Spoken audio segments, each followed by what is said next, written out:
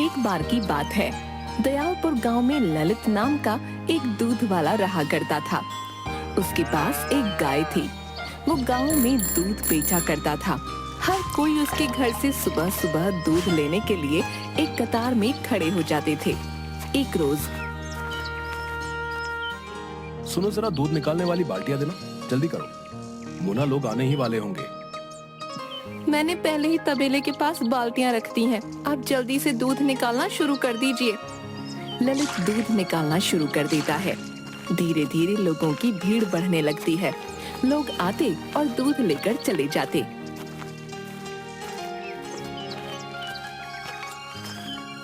एक बूढ़ा आदमी आता है। बेटी, थोड़ा आज ज्यादा दूध मिल जाएगा क्या? चाचा जी, इतना ही बचा है। मुझे लगता है बेटा, तुम्हें कुछ और गाय खरीद लेनी चाहिए। इससे कोई भी खाली हाथ नहीं लौटेगा। आप ठीक कह रहे हैं चाचा जी। माफ करिए, आज दूध खत्म हो चुका है। जिन जिन के लिए भी दूध नहीं बचा, वो सब शाम को आना। आज फिर से दूध खत्म हो गया। समझ नहीं आता कितनी जल्दी आऊं। मोना, तुम कुछ और गाय क्यों नहीं खरीद लेती? मैं भी यही सोच रही हूँ दीदी। मुझे भी अच्छा नहीं लगता ऐसे सबका खाली हाथ जाना। मैं इनसे बात करके देखती हूँ क्या होता है। सुनिए ना, मैं कह रही थी कि हमें कुछ और गाय खरीद लेनी चाहिए। हमेशा कोई ना कोई रह ही जाता है। अब तो हमारा काम भी अच्छा चलने लगा है। कुछ और गाय खरीद लेते हैं ना? चलो ठीक है, मैं बात करता हूँ इधर उधर। चलिए नाश्ता कर लीजिए। मोना, मैं जरा पास के गांव में जा रहा हूँ। इसके बाद ललित गायों को खरीदने पास के गांव के तबेले में चला गया। नमस्ते भाई। और ललित भाई, कैसे हो?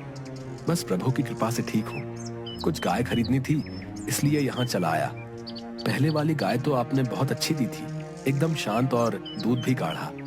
इस बार भी हमें ऐसी ही गाय चाहिए, जो शांत हो और जिसका दूध एकदम गाढ़ा हो। क्यों नहीं भाई, हम तुम्हें अच्छी ही गाय दिखाएंगे। ये देखो, ये हमारे तबेले की सबसे अच्छी नस्ल है। ये शांत भी है और दूध भी गाढ़ा देती है। ललित ने गाय के सर पर हाथ रखा। गाय एकदम शांत थी। रुकिए, मैं आपके सामने इसका दूध निकलवा कर दिखाता हूँ। राधू, झींगा, अरे कहाँ मर गए दोनों? दोनों भाई किसी काम के नहीं। ओए राधू, जा, तुझे मालिक बुला रहे। नहीं झींगा, तुझे बुला रहे। बोला ना तुझे बुला रहे। मैं तुझसे बड़ा हूँ, तू जा। तू सिर्फ मुझसे 1 मिनट बड़ा है, समझा? ज्यादा धौंस मत जमा। तेरे से पहले अगर मैं आ जाता तो आज मैं बड़ा होता, समझा? क्या रे, तुम दोनों काम चोरों को जरा काम के लिए क्या बोलो तो तुम्हें मौत आ जाती है। चल राधू, दूध निकाल उस गाय का, और झींगा, तुम तबेले की सफाई करो। मालिक, उससे तो आपने दूध निकालने का काम दिया और मुझे सफाई का काम दे रहे। तू चिंता मत कर, उसके बाद वो भैंसों को नहलाएगा। खुश? झींगा, तू तो गया। राधू ने तबेले वाले को एक लोटे में दूध निकाल कर दिया। हाँ भैया, दूध तो बढ़िया है और स्वादिष्ट भी लग रहा है। तो ये गाय तय रही। ले बिरजू, जरा तू भी चखियो। हाँ मालिक, ये तो वाकई बढ़िया है।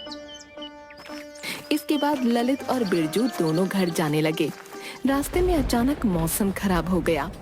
ललित और बिरजू गाय और उसके बछड़े को लेकर भागने लगे। घर के करीब पहुंचकर, बिरजू, तू गाय और बछड़े को तबेले में बांध दे। ठीक है मालिक। मालिक, हाँ मालिक, बछड़ा नहीं मिल रहा है। ये क्या बोल रहे हो? बछड़ा कहाँ गया? मालिक, लगता है आते वक्त तूफान में वो मेरे हाथ से छूट गया। मोना, तुम इनको देखो, मैं उसको लेकर आता हूँ। सुनिए जी, मौसम धीरे धीरे खराब हो रहा है, आप मत जाइए। तुम कैसी बात कर रही हो? वो गाय मेरे भरोसे आई है और मैं उसके बच्चे को मरने के लिए छोड़ दूं? आज बिरजू को भी लेके जाइए। अगर हम दोनों चले गए तो तुम्हारे ऊपर सारा काम आ जाएगा। तुम परेशान मत हो, मैं उसे जल्दी लेकर आ जाऊंगा। इसके बाद ललित बछड़े को ढूंढने चला गया। वो उसी रास्ते पर चलने लगा जहाँ से वो आया था। कुछ दूरी पर उसे गाय की आवाज आने लगी। ललित तुरंत उस आवाज का पीछा करने लगा। वो देखता है कि एक गाय और उसके सामने उसका बछड़ा उसी की ओर आ रहे हैं। ललित बछड़े को देखते ही खुश हो गया। ललित ने जैसे ही बछड़े को पकड़ा और जाने लगा, वैसे ही वो गाय रुक गई। ललित को थोड़ा अजीब लगा। लगता है तुम भी इस बछड़े की तरह यहाँ खो गई हो। चलो मेरे साथ चलो। ललित दोनों को लेकर घर आ गया। ये क्या जी, आप तो बछड़ा लाने गए थे, ये गाय भी साथ में ले आए। जब मैं जंगल गया तो मैंने देखा कि ये गाय हमारे बछड़े के साथ मेरी तरफ आ रही है। इस गाय ने हमारे बछड़े की सुरक्षा की है, तो इसकी सुरक्षा करना भी मेरा दायित्व बनता है। मैं कल ही कोतवाल के पास जाकर इस गाय के बारे में बता दूंगा। किसी की होगी तो लेने आ जाएगा। इससे ज्यादा क्या कर सकता हूँ। तब तक ये खा लेगी हमारी गायों के साथ थोड़ा बहुत चारा। ललित खाना खाकर सो गया। अगले दिन बिरजू जल्दी आ। मोना बटिया रखवा दी। हाँ, रखवाती है। ललित और बिरजू दोनों गाय से दूध निकालने लग गए। भैया वो देखिए, वो बछड़ा उस गाय के पास चला गया। रहने दे, कोई बात नहीं। जब दूध नहीं मिलेगा वहां तो खुद ही आ जाएगी। बच्चा है ना, भूख लगी होगी। अच्छा सुन, इसके बाद तू उसे उसकी माँ के पास थोड़ी देर छोड़ दियो, थोड़ा पेट भर जाएगा उसका। ललित और बिरजू दोनों ने गाय का दूध निकाला। आज कितना चाहिए? बेटी 1 किलो दे दो। बहुत दिन हो गए गाजर का हलवा खाए हुए। तुम्हारी चाची ने कहा है कि अगर खाना है तो दूध लेकर आना पड़ेगा। हाँ चाचा जी, आज आपको गाजर का हलवा खाने को जरूर मिलेगा, क्योंकि हम एक और गाय जो लेकर आ गए हैं। बढ़िया, अब कोई खाली हाथ नहीं जाएगा। दोनों हंसने लगे। सब चले गए। भैया अब हम जाएं? ठीक है, तुम जाओ। हे भगवान, शायद वो इस बच्चे को बांधना भूल गया। वो बाकी के पास गया। उसने देखा कि वो दूध पी रही है। लगता है इसका कुछ समय पहले ही बच्चा हुआ। अब भगवान करे जल्दी से इसके मालिक का पता चल जाए। इसका बच्चा भी इसका इंतजार कर रहा होगा।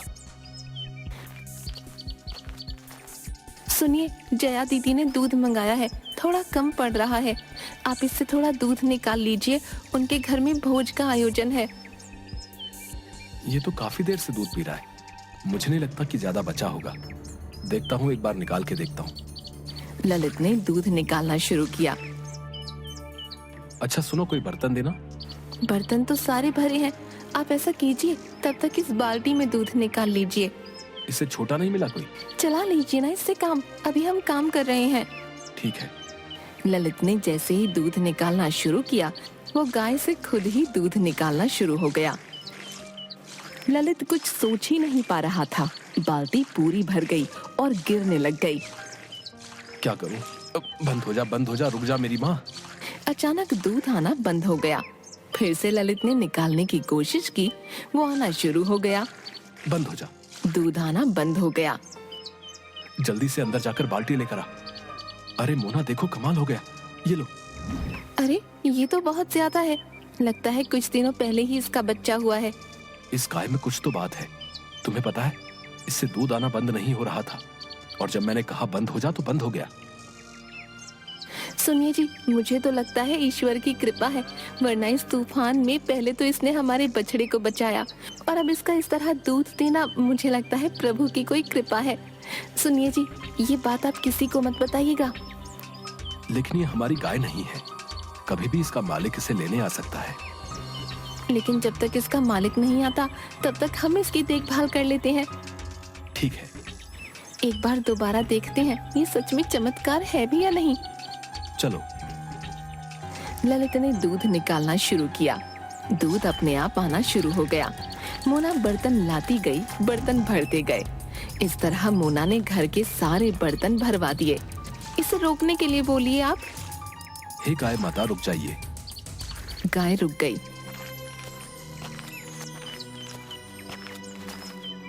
आपके लिए रोटी लाया हूँ, आप ये खा लो।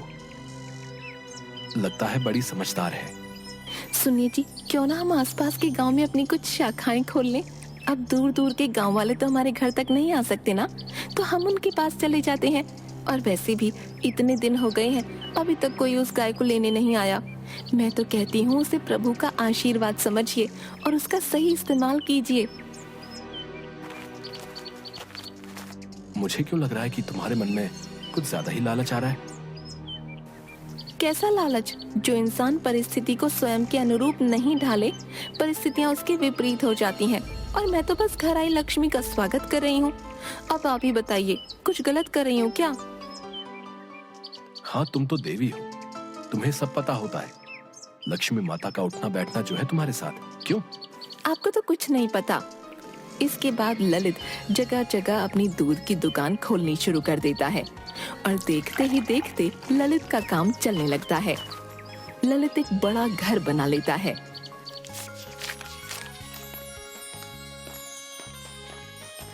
अब ये सब बंद कर दीजिए, इतना काम करेंगे, चलिए बंद करिए। ठीक है, लो कर दिया। कभी कभी सोचता हूँ कि एक वो दिन था जब हम सामान्य सा जीवन बिताया करते थे, और एक आज का दिन है। सब प्रभु की कृपा है। मैंने तो कहा ही था आपसे। देखिए, जिसे आप लालच कह रहे थे, आखिरकार समझ सारी निकली ना। सही कहा तुमने। अगर उस दिन वो गाय हमें नहीं मिलती तो आज भी हम वही सब कर रहे होते। लेकिन ध्यान रखना, वो किसी की नजरों में ना आ पाए, वरना कोई भी उसे चुरा सकता है। बिरजू कहाँ गया? दूध गर्म किया या नहीं? लाता हूँ दीदी। लीजिए दीदी।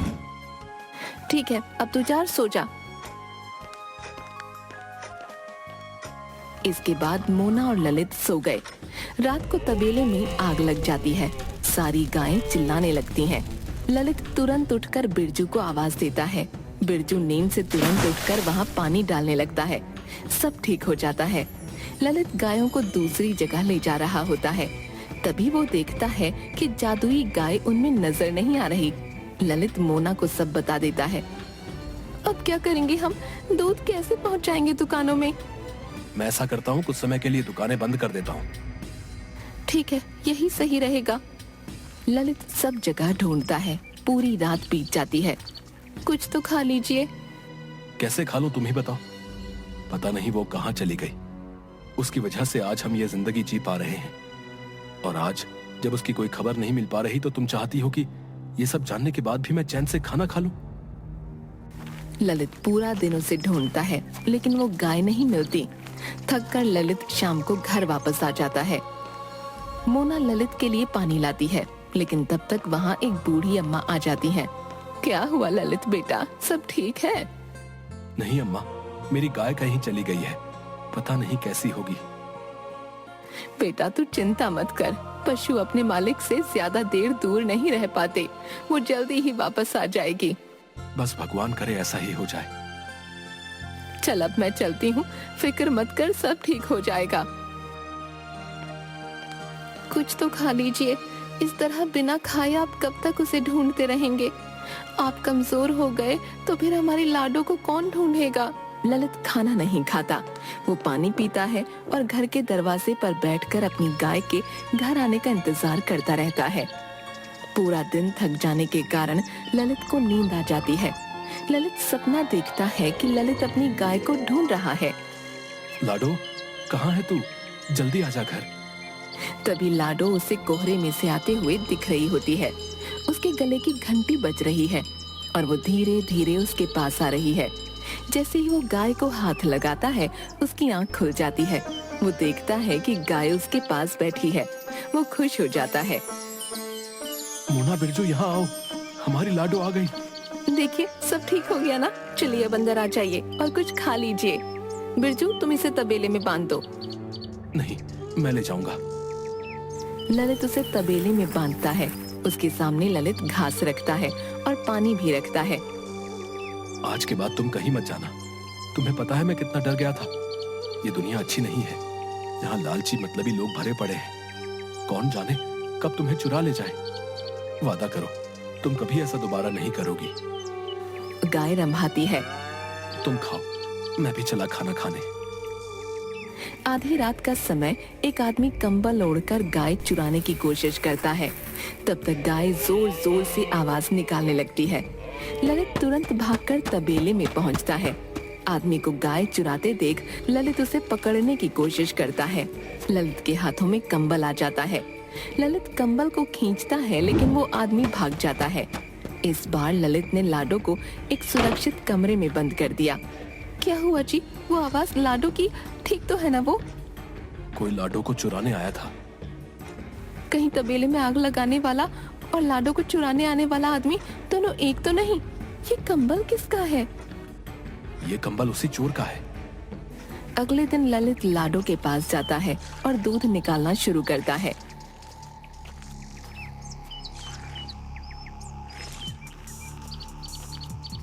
बिरजू सुनो, आज तुम लाडो को जंगल चराने ले जाना। ठीक है मालिक। वैसे तुम कल कहाँ थे बिरजू? कब मालिक? जब रात को जोर जोर से तबेले से आवाजें आ रही थी। कौन सी आवाज मालिक? मैंने तो कोई आवाज नहीं सुनी। लगता है मैं गहरी नींद में रहा हूंगा उस वक्त। ललित बिरजू के पीछे जाता है और गले में जो माला थी उसे निकालने को कहता है।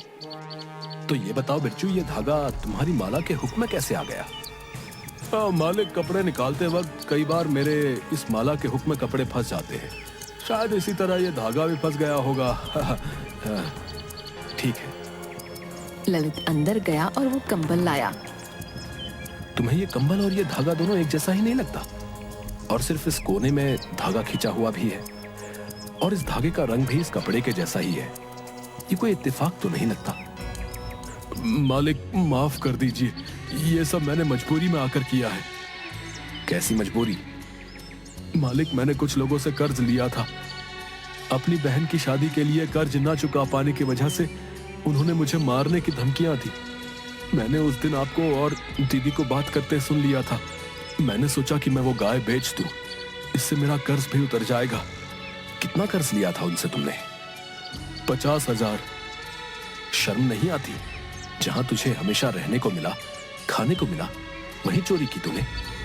मुझे माफ कर दीजिए, वो मुझे मार डालेंगे, इस डर से मैंने ऐसा किया। ललित अंदर गया और पैसे लेकर आया। जा, उन्हें ये पैसे दे दे। तूने ये कर्ज अपनी बहन के लिए लिया था। अगर वजह कोई और होती तो तुझे जेल भिजवा देता। बिरजू चला जाता है। ललित के पास वही अम्मा आती है। अम्मा, आप? बेटा, क्या हुआ? तू बड़ा परेशान लग रहा है। परेशान मत हो बेटा, वो गाय तेरे पुण्य कर्मों का ही फल है जो तुझे उस जैसी गाय मिली। मैंने देखा कि किस तरह तूने उस तूफान में अपनी परवाह ना करते हुए उस बछड़े की जान बचाने का फैसला लिया और जंगल में अपने पशु के प्रति तेरा यही प्रेम देख मैंने इस गाय के लिए तुझे चुना। अब मेरी उम्र हो गई है, इसका ध्यान नहीं रख सकती, इसीलिए मैंने उस दिन तुझे वो गाय सौंप दी थी। अब सारी चिंताएं त्याग दे और हाँ, जिस दिन तुझे तेरी ही तरह कोई नेक इंसान मिले तो उसे ये गाय दे देना। ये गाय कई सालों तक जिंदा रह सकती है और उस घर को संपन्न रखती है। धन्यवाद अम्मा, मेरी जिंदगी में इतनी खुशियां भर देने के लिए। अब ललित समझ गया कि ये अम्मा मेरी मदद करने को आई थी। उसके बाद ललित ने अपने तबेले में कई बेरोजगारों को रोजगार दिया और एक नेक इंसान की तलाश में भी लग गया।